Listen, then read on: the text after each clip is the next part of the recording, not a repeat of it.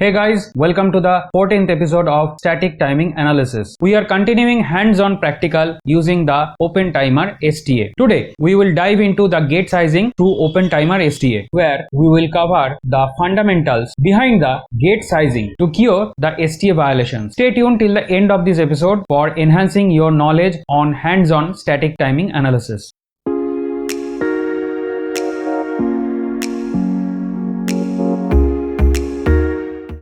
Hey guys, welcome back. Today we are talking about gate sizing. So first we'll discuss what is gate sizing and why.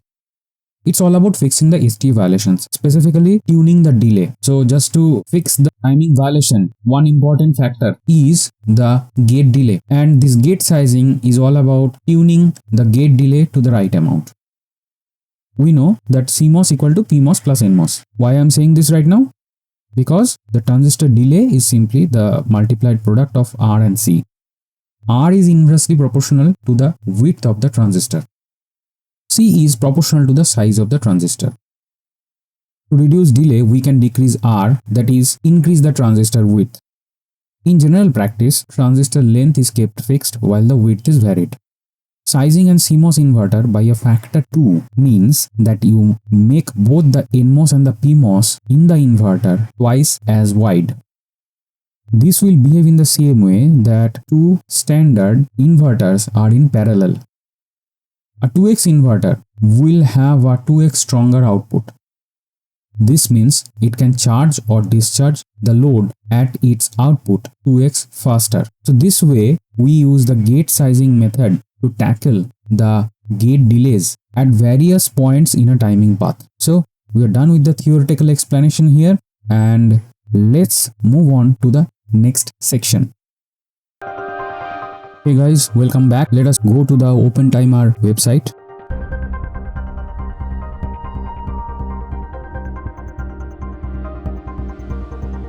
So here we go. And why I'm coming here, in today's episode we will take another test case which is different from all the previous episodes.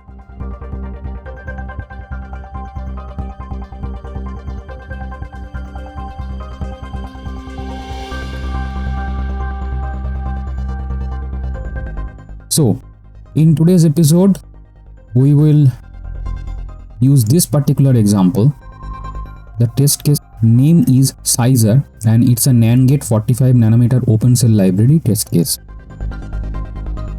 You already know that today's episode is based on the gate sizing, so we are picking up this particular test case and I am right clicking here and opening it in a new tab. So from here I am copying the path. So here I am in the terminal and I am using GHCLONE to copy the test case from the GitHub URL to locally to my PC desktop.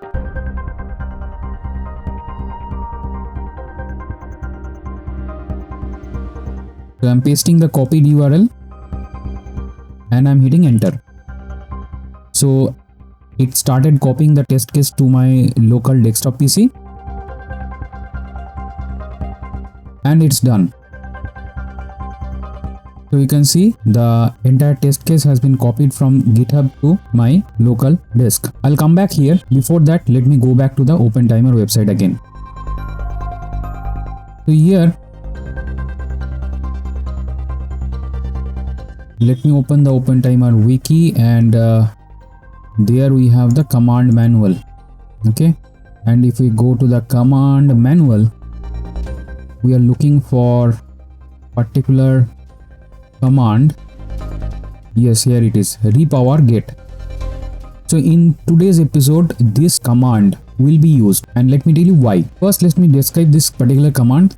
The repower gate command repowers a gate with another cell. The new cell must have the same topology with the old cell. So basically this means that I am sizing the gate here and definitely with different dimensions, and obviously I am not replacing a NAND gate with an OR gate. This is you I think understand very well. Then the functionality would change. We are not changing the functionality here. That is not the scope. What is our scope is that we will vary the gate size, and from that we will fine tune the delay. This is our purpose. So for that we will be using this particular command. It has two arguments. First, gate name, which is actually the instance name, and cell name. This is a cell name from the .lib library, that is timing library. So this is very plain and simple. So I think we are done here, and let me go to the terminal. We are here in the terminal. Let me open another parallel terminal which I will use for browsing the files, and this original terminal I will be using for the OpenTimer shell. Let me go to the inside the directory, okay, and here I do the same. Now here you can see that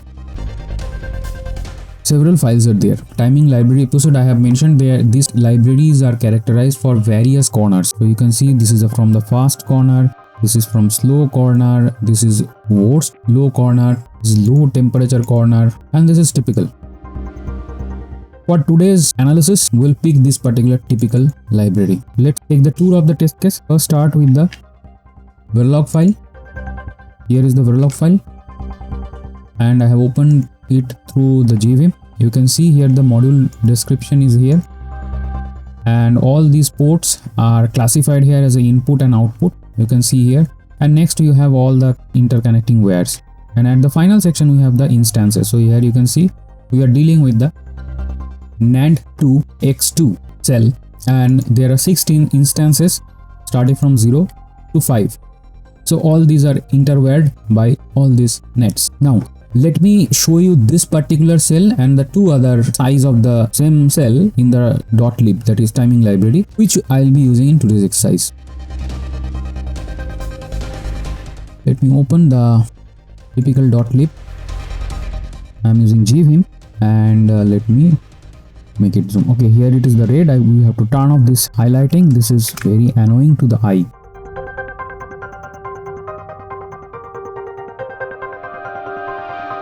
We have turned off the syntax highlighting here. Now I will search for the particular gate name here. Let me copy it from here, and I'll go back in the timing library and search it. So here the search result, you can see that this cell NAND 2x2 has area 1.33.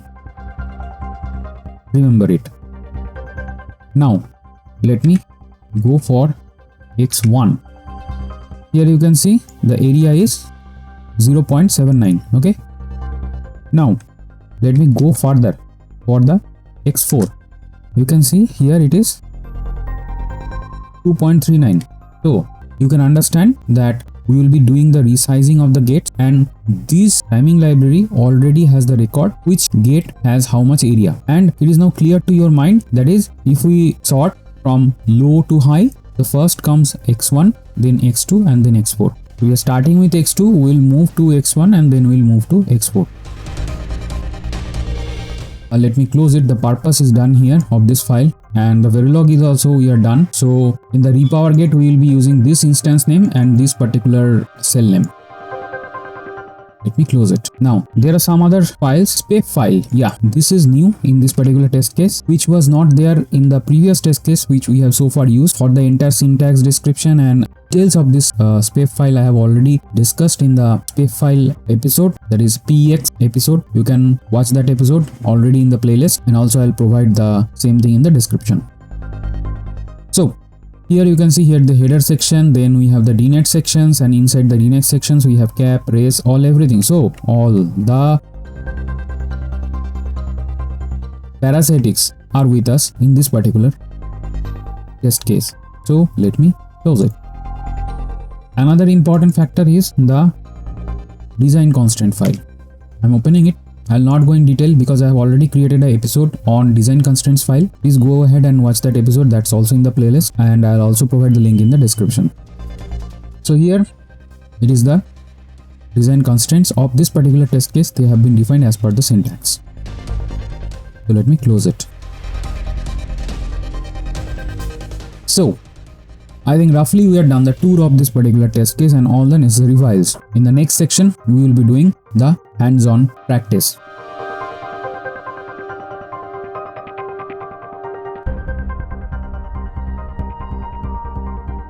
I have cleared the screen. So folks, let's start the OpenTimer.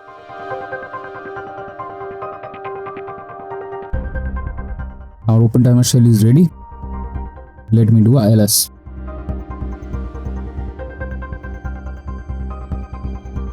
So let me load one by one the various files.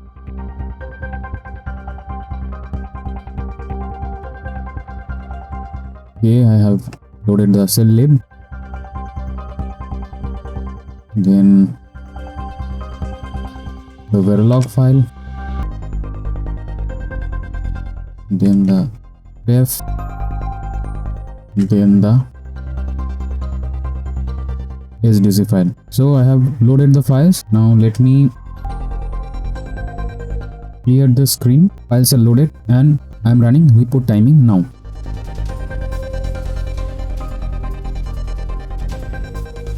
So our timing engine has run, all the files have been parsed and internal calculations are done, and our shell is ready to take our inputs.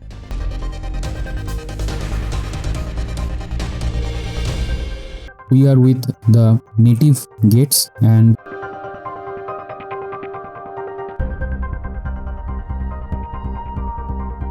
first let me print report area.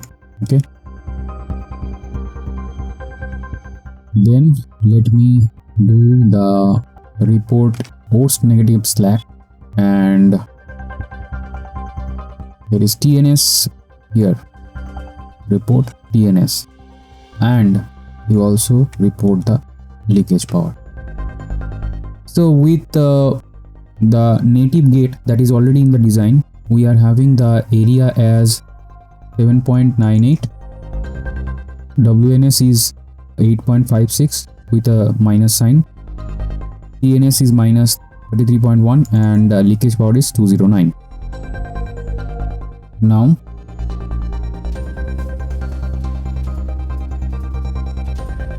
so I am using the repower gate, then the instance name.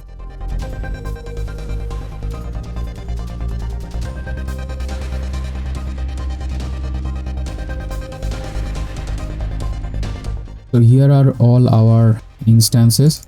So here I am picking up the instance name and I am picking up the cell name. Now we have x2 in our native design. First I will change it to x1. We'll keep on doing this thing for all the instances.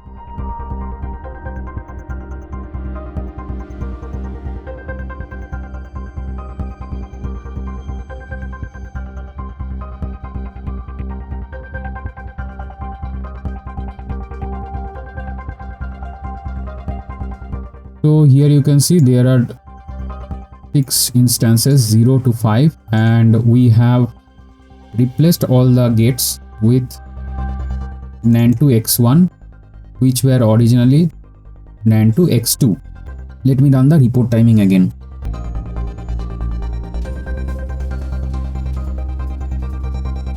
So I'll do the same things: report area, report WNS, report TNS, and report leakage power. So if you can compare, so earlier the area was 7.98. Now since we have downsized the gate, it has become 4.79. WNS has become minus 8.67, which was this 8.56. TNS was 33.1 and it is 33.7. Leakage power is 104, which was 209. You see there is a significant difference in the numbers. Basically, this gate sizing has impacted the delay and hence the slacks are different.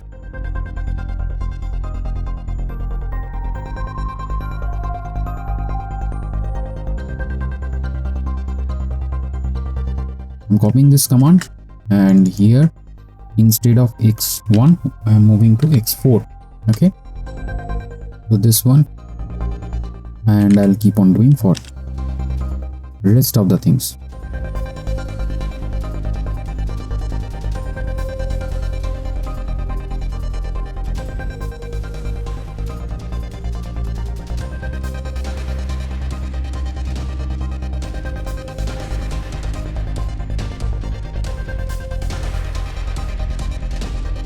here I have done changes 6 instances from instance 0 to instance 5, which were there in the original .verilog file. All these 5 things, it was originally x2. I have downsized them to x1. I have upsized them to x4. Let me run the report timing again. You can see here the slack is also different here and here. In each case this is different. And let me print the area. Area is now 14.4, which was earlier when we downsized 4.79, and the original ones was 7.98. So you can see the significant area increase.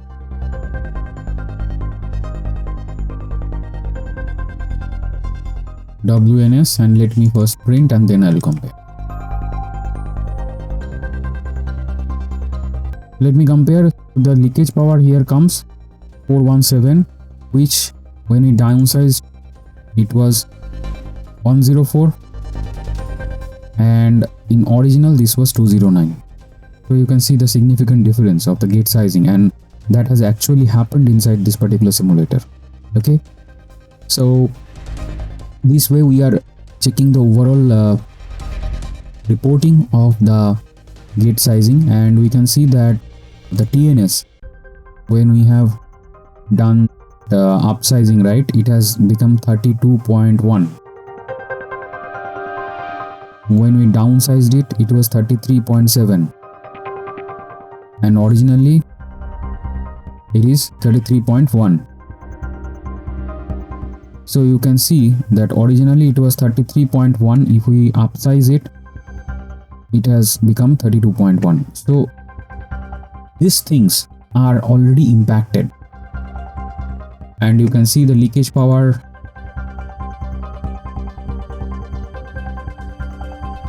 Native one, the leakage power was 209, downscaling it was 104, and upscaling it is become 417, that is double of the native one. So folks, I think we are done with the resizing, and that's all for today.